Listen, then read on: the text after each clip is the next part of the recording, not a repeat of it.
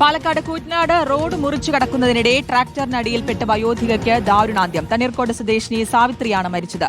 റോഡരികിലെ വീട്ടിൽ നിന്നും റോഡ് മുറിച്ച് മറുവശത്തേക്ക് കടക്കുന്നതിനിടെ കൂറ്റനാട് ഭാഗത്തു നിന്നും വരികയായിരുന്ന ട്രാക്ടർ ഇടിക്കുകയായിരുന്നു. ഇക്ബാൽ അർക്കിലുണ്ട് വിശദാംശങ്ങൾ നൽകാൻ. ഇക്ബാൽ, ദാരുണമായിട്ടുള്ള അന്ത്യം, വിവരങ്ങൾ.